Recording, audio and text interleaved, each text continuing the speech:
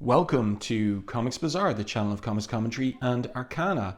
This video features X-Men -1, cover dated July 1997. So this was a particular event across all Marvel Comics in and around the summer of 1997, whereby there were flashback issues to -1 numbers, so before the first issue of any title. In this case, the -1 doesn't go back to the aftermath of the Shadow King saga and the development of the gold and blue teams. Rather, it goes all the way back to tell a story from before X-Men #1, that is Jack Kirby and Stan Lee's 1963 X-Men #1, and we have the cover logo from that very first issue here on this particular cover to cue us into that.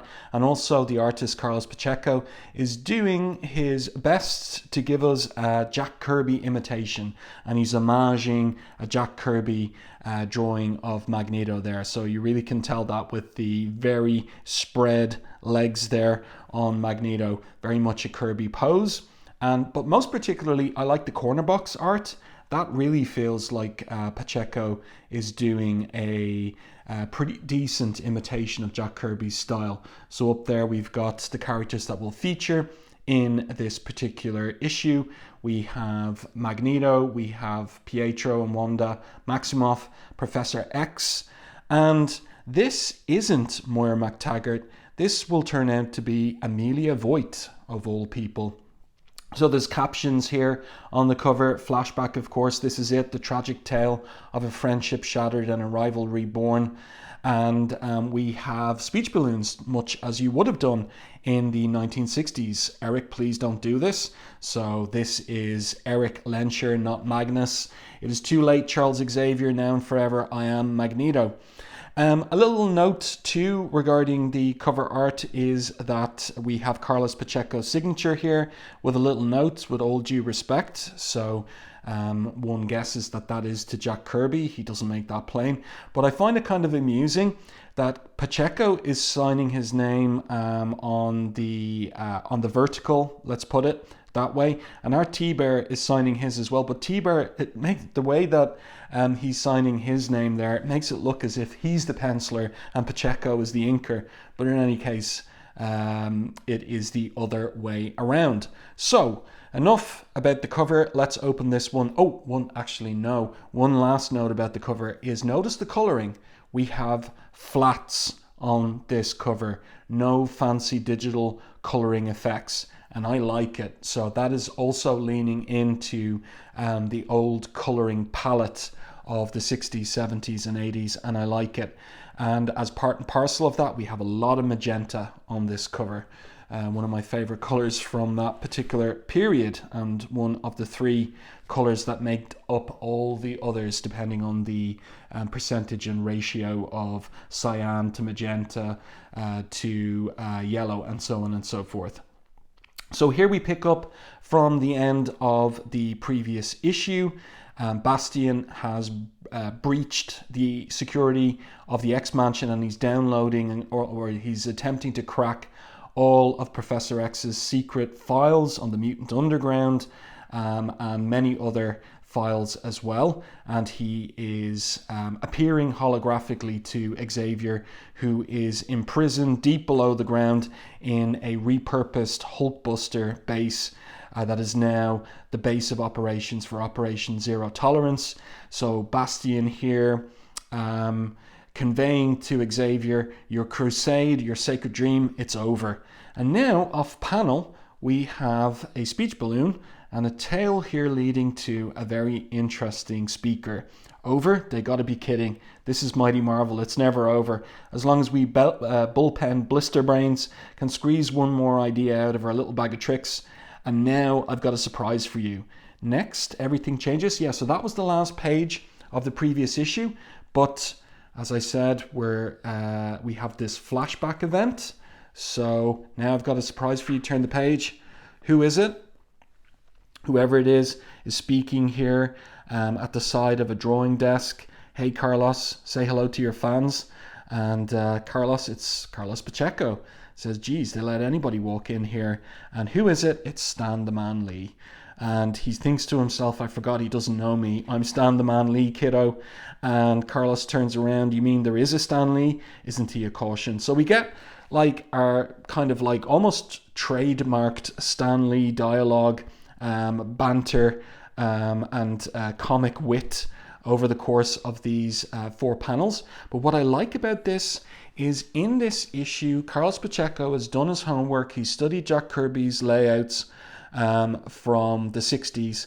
And this is one of Kirby's layouts, the 4-panel page. He started using it around the Coming of Galactus saga in Fantastic Four, and used it then in the second half of his run whenever there was anything epic going on. So we're going to see the 4-panel grid and the 6-panel grid as was used by Kirby in this particular issue. And I think it's a really nice choice by Pacheco, a thoughtful one as well. So pretty cool panel here of Spider-Man visiting the Spider Comics office, and having the editor there by the throat, obviously unhappy by the Clone Saga, the recently ended Clone Saga. We also get a little cartoon version of our Thibert there as well, so you can see that indicated by the Hack Shack Studios t-shirt that he's wearing, and the little reference to Black and White, his Image comic as well, and of course the Canadian maple leaf on his baseball hat. And so there's drama there in the Marvel bullpen. We've got Howard the Duck making a little appearance as well. I really like the detail on Carlos Pacheco's drawing desk, and the fact that we're seeing him produce a page old style. No digital comics here, no digital drawing pad here. So it's old style, wooden desk. We've got set squares there, and paper and pen he's working with. So that looks like actually what you call it, like a well, it could be an electronic pencil that he's using there, but one of those push pencils with the inserted lead into it. I've got a few of those myself. So let's continue. Stan starts musing about the mutants. Here they are, the ones who started it all. Mutants sworn to protect a world that hates and fears them. The theme was so simple, even I understood it. So we get to see the original X-Men there from X-Men #1. And those original Kirby costumes that had a little room in them. They weren't skin-tight costumes at all. So Pacheco showing that too in the artwork. And then I really like this panel as Stan Lee looks up to the heavens. Who knew they'd multiply the way they did? I might as well have created a bunch of rabbits. And I like the way that it isn't just a panel of the characters posing, but you can see the original X-Men reacting here by being crowded out by all the new mutants as well. And Scott here hugging Jean, and Iceman here aghast. And where's Angel gone? Let me see if I can find him there. Oh yeah, here he is. And he's got a look of bemusement on his head. That's good stuff. So you can see all the later X-Men, the all new, all different ones, like Nightcrawler there. We've got Dazzler way back there as well. Cable, of course. And we have got Penance from Generation X. And Artie and Leech there as well from Louise Simonson's X Factor. So lots of stuff going on in this panel. It's really well done. Lots and lots of detail there. And then Stan telling them to leave the offices and saying here, now we've got new mutants, old mutants, generations of mutants, good mutants, bad mutants, good mutants that used to be bad, bad mutants that used to be good, mutants we don't even know, maybe they belong to other companies, a little crack at Image. But there's one mutant who's the quintessential X-Man. No, I'm not talking about me for once, he says, though he does have many of my own sterling qualities, nobility, courage, strength, and modesty. So let's hear it for the big man himself. So who is this he's pointing to in the background? By the way, another little set of Easter eggs here. All the most classic and iconic X-Men covers here on the wall of the offices there. So you can see covers by Mark Silvestri, by Paul Smith, by Dave Cockrum, by Neil Adams there. Yeah, it's really, John Byrne there, really good stuff. So let's continue. Now, one other thing to notice here is in the opening pages, we have our modern late 90s digital coloring. It's by Liquid, But watch and wait for this as I turn the page, and now we're back -1 before a story from before 1963's X-Men #1. Title of the story is I Had a Dream, and the creative team: Scott Lobdell, writer; Carlos Pacheco, penciler; and Art Thibert, inker. Rest of the team: Chris Lichtner and Aaron Lewson on color, that's Liquid; Richard Starkings and Comic Craft on the digital lettering. But notice the flat colors again here, like on the cover, and that's what we're going to get for this story within a story. And in the narrative captions, it is concerning Professor X. There were moments in the dead of night, as the rest of the world slept, that young Charles Xavier could hear them meaning the billion or so voices which belong to the rest of the world, their inner voices, their thoughts, their hopes and dreams. A woefully inexperienced telepath at the age of 13, he was certain he would go mad. He would have too if he hadn't found this place, this secret sanctum, right here in his own mind, in his own backyard. So let's turn the page and see where he is. And he's in the pool at the back of the X-Mansion, literally. It was here that he came after suffering the injuries which shattered his legs. So there's a little note there by Mark Powers to X-Men #9, the original X-Men #9. So yeah, this story is tied into early continuity, the continuity of Lee and Kirby's X-Men, and it's well done. So he's here, there's shades of The Graduate here in this opening scene. For me anyway, my observation, he has a female companion who's emerging from the house. It was here in his own home that he came to the realization he couldn't do it alone. Ostensibly, that's one of the reasons why she joined him when he returned to the States. That, and because Amelia Voigt genuinely loves this man. So Amelia Voigt is one of these characters that Scott Lobdell has put a bit of work into, inserted her into the backstory of Professor X and Magneto, most particularly in Uncanny X-Men 309. She is not a Chris Claremont type character, and this is Lobdell continuing to make his mark in terms of the early continuity of the X-Men. So Amelia there says to Charles, we should be leaving soon. He's lost in his thoughts there. She is at once inspired by his strength of will, we're told by the third person narration, and confounded by the singularity of his vision. Although they were determined to live this part of their lives together, from the moment she laid eyes on him in a hospital bed in India, that there were parts of his life that she would never fully understand. And that's X-Men 309, Uncanny X-Men 309, that we see all of that told, that retroactive continuity. But notice here what I was talking about earlier.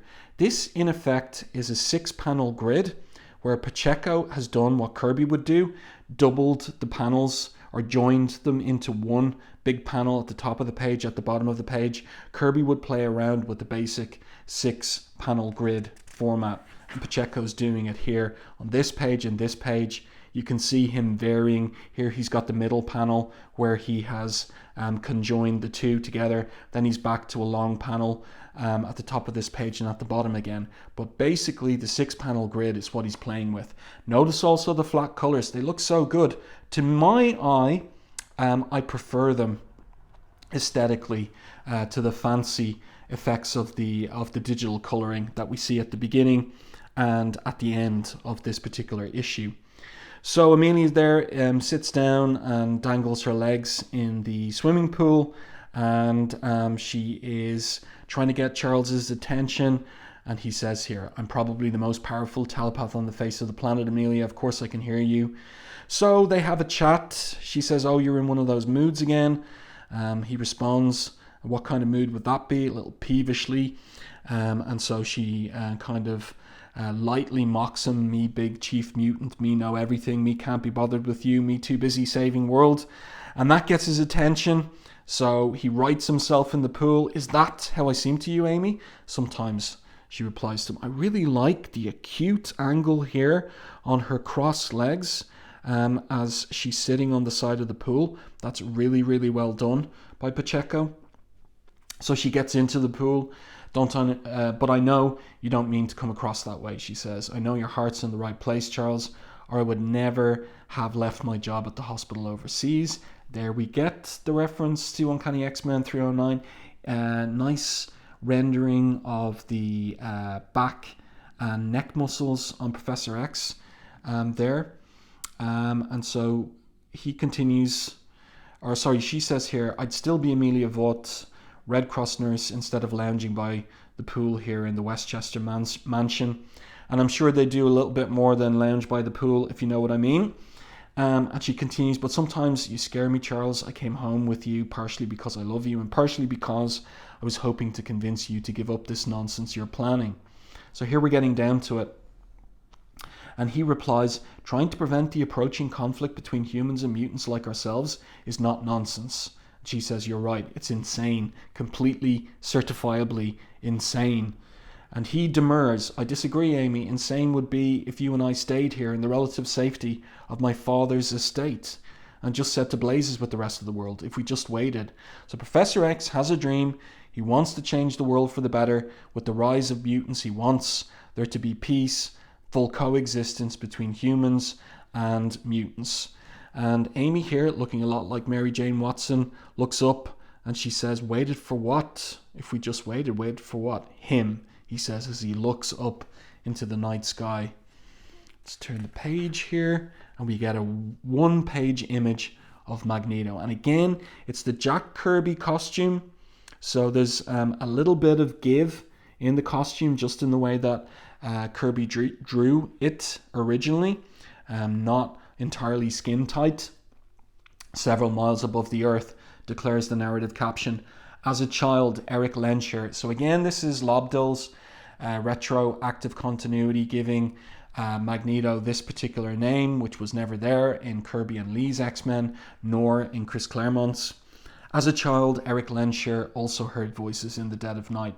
So this is a parallel between him and Professor X, but they were sounds he could hear through thin metal walls beside what passed for his bed. Cries coming from off in the distance, angry cries of defiance, the barely whispered hush of a prayer, the sickening shout of final fatal commands, then nothing. But unlike his one-time friend Charles Xavier, Eric had no place to go, no place to drop off his fear, his frustration and his rage, his pain. He had no choice but to keep these feelings within his heart until there was no more him left at all. There was only Magneto. So a pretty cool image of Magneto, but for it to be more Kirby-like, those legs need to be spread that little bit wider there for it to be truly Kirby-like. Oh, by the way, can't pass by this page without saying a house advertisement, again drawn by Carlos Pacheco, and I think inked by Thibert as well, coloured by Liquid, for Operation Zero Tolerance, which will get going after the minus issues. For the sake of all humanity, the X-Men's days are numbered.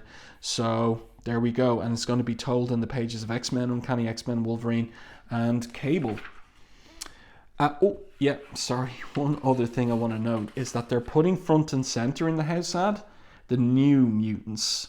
So we've got Marrow, Maggot, and Cecilia Reyes there as well, with all of the older, more familiar X-Men in the background.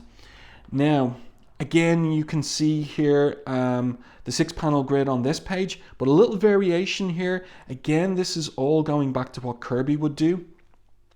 So we've got 4 panels, but a big anchor image of Asteroid M, which is situated here close to the moon.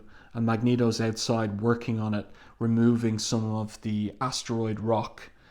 And we're told his home is Asteroid M. Unlike the planet of his birth far below him, this is a lifeless rock, refuse discarded by an uncaring cosmos, not unlike the man himself.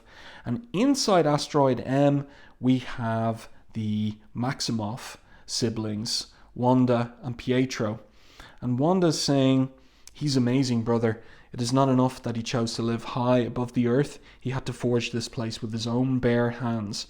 And yet for all his power, all his confidence, he seems so completely, so tragically alone. So she feels sorry for Magneto. And Pietro has a harder line. Sentiment, mercifully, that you and I will never need, share, sister. And while I admit that is in part due to the fact that this man called Magneto rescued us from an angry mob of ignorant humans, a reference to X-Men number 4, I would be remiss, Wanda, if I did not point out that our Xavier is quite mad. And she replies, I'm forced to disagree with you, Pietro. Sullen, yes. Haunted, certainly. But not mad.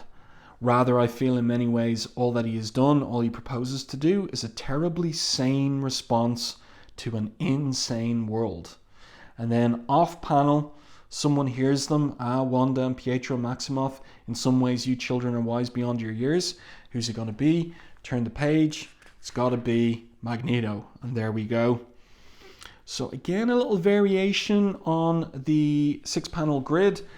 We've got 3 panels here, full horizontal across the page. This is a nice page featuring Magneto, and the flat colors really look very well.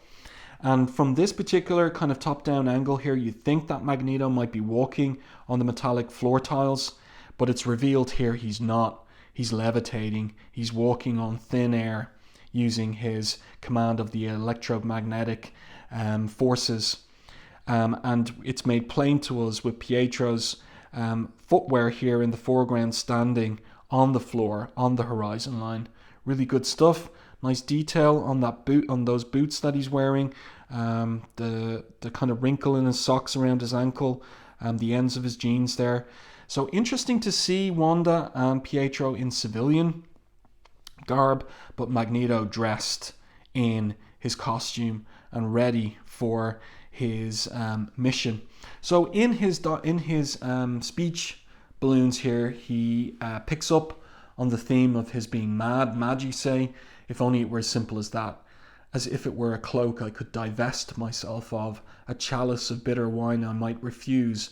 No, children, my life is more than lashing out at the world. It is more than grappling with the ghosts of my past. Indeed, all that I do is for the future, our future, and the good of all mutants. So we're getting that classic juxtaposition, contrast between Professor X, concerned for the good of mutants and their future, and Magneto, also similarly concerned, but with a different plan, a different dream in mind. Also, just interesting little allusion there, the chalice of bitter wine that he might refuse. There's a little kind of allusion to Magneto's Messiah complex there, coming through that particular choice of phrasing. Trust me, children, he continues.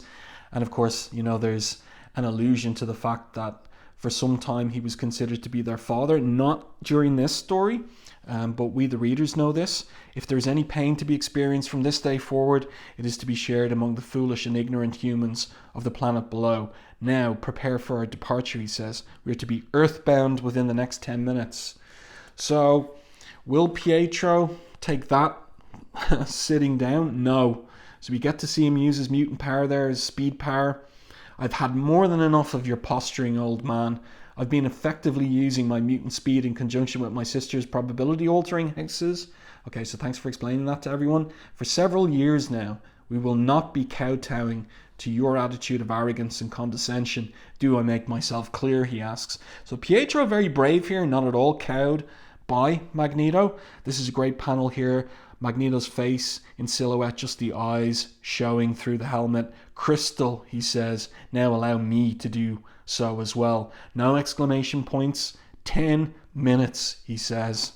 That's really good. So, in effect, this is a contention between father and son, but that's not known to Pietro here. It's almost by instinct that he's defiant of his father. I'm growing tired of you talking down to us as if you were some disapproving father, he says, unaware of the dramatic irony. If you were so determined to begin your so-called brotherhood, you would do well to remember we are only here by your side because we choose to be. If that is what you need to believe, Pietro, so be it. But so long as you and your sister choose to benefit from the sanctuary I've given you, you will do as I say. We will not have this conversation again. And this is a nice little setup for those who know of Pietro and Wanda writing the letter to the Avengers and joining the team in issue number 16. by Stan Lee and Jack Kirby. So Lobdell aware of that and kind of setting it up here in the contention and conflict between Pietro in particular and Magneto, even if Wanda feels some compassion for Magneto and understands the nature of his dream. And it's all to do with his childhood spent here in Auschwitz, with that chilling motto over the famous iron gates, Arbeit macht frei. Ironic, work will make you free. Well, whatever work anyone in here did, it made them dead. And so, nice narrative captions here, worth reading them. It's Lobdell putting some work into this. And of course, before I read it, I should say, it would have been nice for Stan Lee, the character, to give a tip of the hat to Chris Claremont, because of course the fact that Magneto spent his childhood in Auschwitz is Claremont's contribution to the character that enriched and made Magneto something more than a two-dimensional Silver Age villain, such as he was in the 60s. This is all thanks to Claremont. At that moment, on the planet below, it is a place that an entire world would like to forget, but cannot, should not, dare not. It is a place where man inflicted unspeakable horrors upon their fellow men. It was here, and places like this, scattered throughout Eastern Europe, where one nation sought to systematically eliminate those they deemed inferior. Very interesting here, a little bit of graffiti on the wall, Kriegstein. And that's a reference to Bernie Kriegstein, the comics creator who produced a classic and very influential story that was published in by EC Comics in the 1950s called Master Race. So do take a look, or do look that one up online. You'll be able to find all pages online if you do, Bernie Kriegstein. So I wonder who the shout out is from. Is it from Pacheco? I'd say it's Pacheco. I'd say Pacheco studied that particular, it's a short story, like 8 pages, something like that, but really, really influential. Frank Miller cites it as very important. It's good stuff. More frightening, perhaps, than the fact that these atrocities were committed not so very long ago. So this is 1997 that this story comes from. It's 2025 now as I make this video. So it's getting longer and longer ago that all of this happened. Halfway through this century, well into what the human race has so proudly labelled civilization, is how close these madmen came to accomplishing their contemptible goal. So the camp stands as a reminder, a warning. And who's there? It's Professor X and Amelia. So Amelia has the power of teleportation, and she's brought them there, but she's wondering why they're there. And he says, I need to speak to Eric. He's going to be here. And she asks, you told me you haven't spoken to him in years. How can you be sure? Because I know him, he says. In my own way, I know him almost as well as I know myself.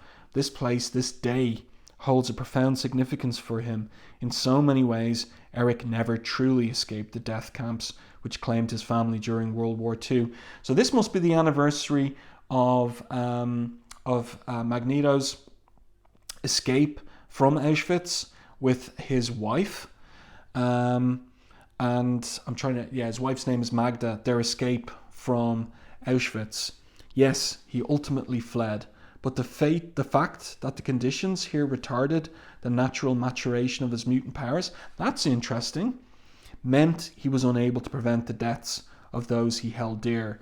So he had kind of, what would we say, like rudimentary access to his power, but not complete, because of the malnutrition and the emotional trauma of being in a place like this.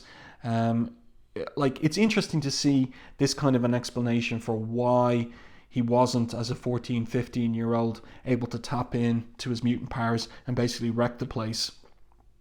So there's a flash, and it's Magneto. He's arrived. This is neither the time nor the place for this discussion. And Pietro and Wanda have come, but they're still wearing civilian clothes. And I think that that's a visual signifier for the fact that they're not 100% on board with Magneto's dream just yet. And that, their future awaits them with the Avengers. Magneto doesn't want Pietro getting involved. Do nothing. This is between me and Xavier. Amelia there is worried. How powerful is She asks, as powerful as he needs to be, says the professor. Stay here. So now we get the meeting. And by the way, we're back to the 6-panel grid here. Hello, Eric, says Charles. Nice helmet. So that's pretty funny.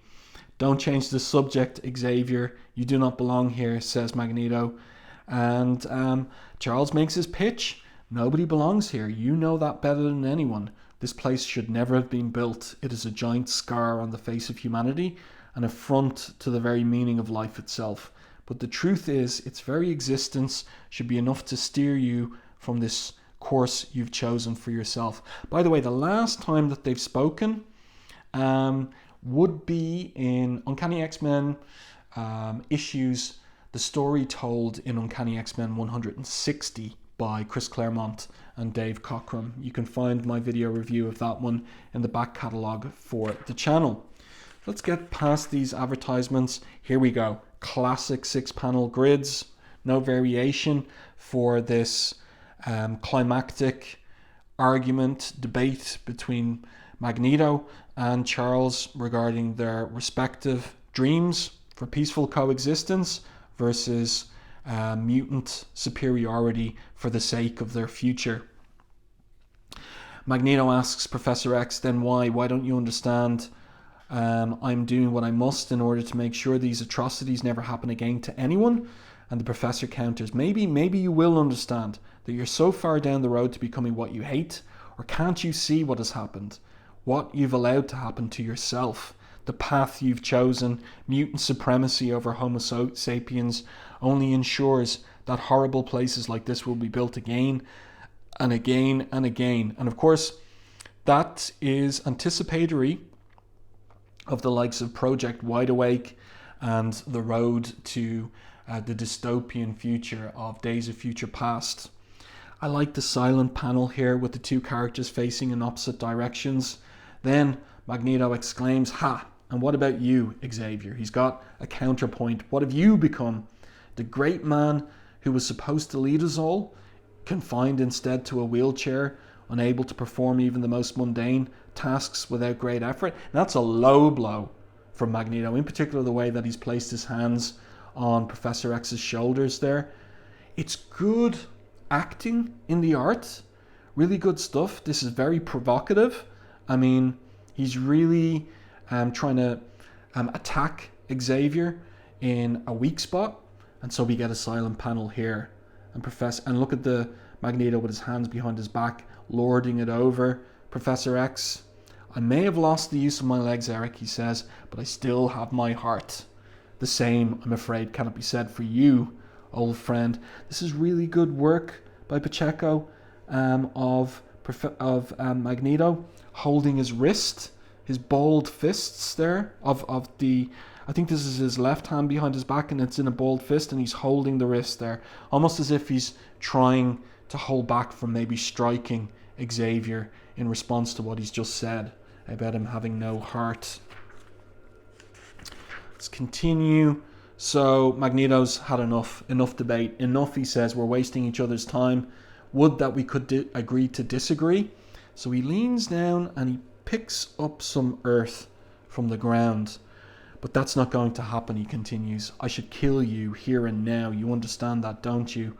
And Charles responds, of course. And I should reach into your mind, change it, turn it off, shut it down, but I won't. But he will in Adjectiveless X-Men 25. This is not over, Professor X, says Magneto. Look at the popped eye there. It's really good stuff. Magneto, it hasn't even begun. So there we go. The kind of final debate between them before the conflict that would come all the way up to issue 200 of the title, where Professor X made the offer to Magneto to become headmaster of the school. So Amelia here pleading with Magneto, or rather surprised that he recognizes her. Are you so foolish that you dare to block my path, Amelia? He asks her. So she's surprised by that, and he responds, let me just say that both Charles and I have kept a close eye on each other over the years, Miss Vaught. And she replies, just another example of how much alike the two of you are. Just one more reason why this is madness. You're the two most powerful mutants on the planet. You have to figure out a way to work together, please, for all of us. But that's not going to happen at this moment. You will probably never believe this, but I'm truly sorry, he says. Truly, deeply, profoundly sorry. But there can only be one conclusion to this conflict. And to the victor go the spoils. So Magneto going for strength. Strength in order to be safe. And the professor, so going with the closed fist. And the professor going with the open hand for peaceful coexistence. And so they're off. Magneto and his children, though they don't know it yet. I like the expression on Wanda's face. She's been listening to what the professor has said. It will prompt her to lead the way for the pair of them to join the Avengers. And we're back to the 4-panel grid again. It kind of creates a lot of space here on the page as well. I don't get it, says Amelia. Why was he here? What was he after? And the professor responds, his past, Amy, his past. And I like the way the camera pulls back and we're looking at them down on Earth. Let's turn the page. And back aboard Asteroid M, Magneto slumps to his knees. We can see Wanda and Pietro watching him maybe from inside Asteroid M. And he brought back handfuls of Earth from the ground of Auschwitz. And the professor's conversation with Amelia continues. Everything he's managed to push to the farthest reaches maybe I should start with here. I pray I'm wrong, says the professor, that the Eric Lensher I knew still lives within the man called Magneto. That despite everything he's forgotten over the years, everything he's managed to push to the farthest reaches of his embittered soul, he knows that a man who does not remember the sins of the past is destined to repeat them. So we have our conflicted Magneto here, which makes him an incredibly interesting anti-hero. And Lobdell has done a good job on this story. And Stan Lee here has had his box of tissues out, weeping and sobbing over it all. Surprised you, right? He says. You thought we would end with some guys in tights wumping each other. But you know us, we hate to be obvious. Besides, all the emotions got poor old Carlos plumb tuckered out. That's one of the perks of working for Marvel.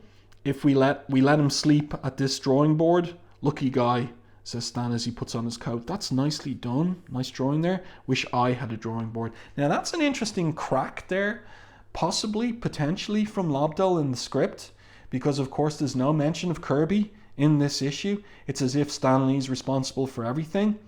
And remember too, the cover notes by Pacheco, with all due respect, but no mention of Kirby.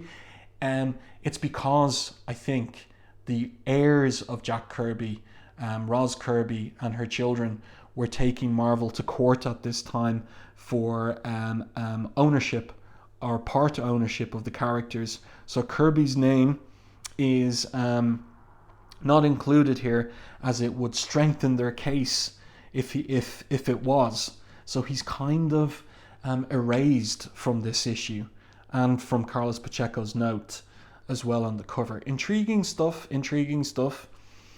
So Stan is heading out the door, switching off the light. Well, now you know why we're called the House of Ideas. Another name for Marvel was the house that Stan and Jack built, but not referenced here. Instead of the house of guys in tights wumping each other. Though nobody likes a good wumping scene more than old Stan, maybe next-ish. And so Finn in reverse, Excelsior. I like it. It's well done. Really great storytelling by Pacheco here. A good issue by Lobdell. He's putting his heart into this one. You can tell. And also, look at the contrast between the flat colors on this page and the digital coloring effects on this one. Which do you prefer? I like this. This is my preference, aesthetically speaking. So the letters page also for Flashback returns to the original letters page title, Let's Visit the X-Men. And also lettering from, original issues. Next, Iceman on the run there in kind of 60s lettering style. Little bits here like all of this stuff they used to have. RFO, real frantic one a buyer of at least 3 Marvel mags a month, and so on and so forth. And we have a little kind of interview here with Scott Lobdell regarding Operation Zero Tolerance and what it's all about. He's saying basically we want to strip the X-Men of everything they depend on too much right now, like the mansion in Westchester, the Learjet, the Shi'ar technology, and even the Danger Room. In fact, the world itself is about to become their Danger Room. They'll be on the streets trying to deal with an enemy that's taken everything from them. Zero Tolerance is a step forward in that it is a step back. I want to get back to the times in which not every member of the team got along with every other member. The team's going to spend as much fighting amongst themselves as they do any enemies. So there you go, Lobdell trying to keep it fresh, and Zero Tolerance is his way of doing so. He's got more to say on this page too. Advertisement there, and an interesting ad there for upcoming another volume of Alpha Flight, written by Stephen T. Seagal and penciled by Scott Clark, coming over from Wildstorm. So there you go. I do hope that you enjoyed this review and commentary on X-Men -1. Let me know your thoughts on this in the comment section. If you enjoyed my review and commentary, please like and share the video. It really does help the channel. If you haven't done so already, subscribe to the channel and stay tuned for more content like this.